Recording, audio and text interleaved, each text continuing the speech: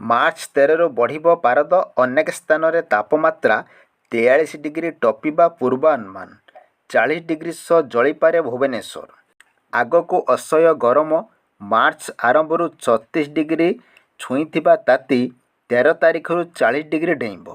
ଉପକୂଳରୁ ଆଭ୍ୟନ୍ତରୀଣ ସବୁଠି ଗ୍ରୀଷ୍ମ ପ୍ରଭାବ ଅନୁଭୂତ ହେବ। ଉତ୍ତର ପୂର୍ବ ଦିଗରୁ ଶୁଷ୍କ ବାୟୁ ପ୍ରଭାବ ଫଳରେ ତାତିର ପ୍ରକୋପ ଅଧିକ ରହିବ। ତେବେ ମାର୍ଚ୍ଚ 16 ପରେ କାଳବୈଶାଖୀ ସାମାନ୍ୟ ଆଶ୍ୱସ୍ତି ଆଣିବ। ମାର୍ଚ୍ଚ ଆରମ୍ଭରୁ ରେକର୍ଡ ଭାଙ୍ଗୁଛି ଉତ୍ତାପ। ଉପକୂଳରୁ ଆଭ୍ୟନ୍ତରୀଣ ସବୁଠି ଅନୁଭୂତ ହେଲାଣି ଟାଣ ଖରା। ଦିନ 10ଟାରେ ଘରୁ ବାହାରିବା ହୋଇଗଲାଣି ମୁସ୍କିଲ। ଆଗକୁ ସ୍ଥିତି ଆହୁରି ସଙ୍ଗୀନ ହେବ ବୋଲି ପୂର୍ବାନୁମାନ କରିଛନ୍ତି ପାଣିପାଗ ବିଜ୍ଞାନୀ। ରାଜ୍ୟରେ ମାର୍ଚ୍ଚ 13ରୁ ପାରଦ ବଢ଼ିବ। ଅନେକ ସ୍ଥାନରେ ତାପମାତ୍ରା 43 ଡିଗ୍ରୀ ଟପିବ। ରାଜଧାନୀ ଭୁବନେଶ୍ୱରରେ ବି ତାପମାତ୍ରା 40 ଡେଇଁବ। ଉତ୍ତର ପୂର୍ବ ଦିଗରୁ ଶୁଷ୍କ ବାୟୁ ପ୍ରଭାବ ଫଳରେ ତାତିର ପ୍ରକୋପ ଅଧିକ ରହିବ। ଅନ୍ୟପଟେ ଚଳିତ ବର୍ଷ ଲାନିନା ପ୍ରଭାବ ରହୁଥିବାରୁ ଏପ୍ରିଲରୁ ମେ ଯାଏଁ ଆକାଶ ମେଘମୁକ୍ତ ରହିବ।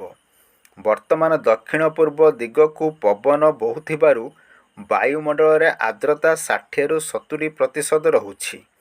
ଫଳରେ ଗୁଳୁଗୁଳି ଅନୁଭୂତ ହେଉଛି। ତେବେ ମାର୍ଚ୍ଚ 16 ପରେ ପାଗର ସାମାନ୍ୟ ପରିବର୍ତ୍ତନ ହେବ। କାଳବୈଶାଖୀ ବର୍ଷା ସାମାନ୍ୟ ଆଶ୍ୱସ୍ତି ଆଣିବ ବୋଲି ପୂର୍ବାନୁମାନ କରିଛନ୍ତି ପାଣିପାଗ ବିଜ୍ଞାନୀ ଶରତ ସାହୁ। ସେପଟେ ଦକ୍ଷିଣ ଝାଡ଼ଖଣ୍ଡ ଓ ଉତ୍ତର ଛତିଶଗଡ଼ ଉପରେ ଏକ ଘୂର୍ଣ୍ଣିବଳୟ ସକ୍ରିୟ ରହିଛି।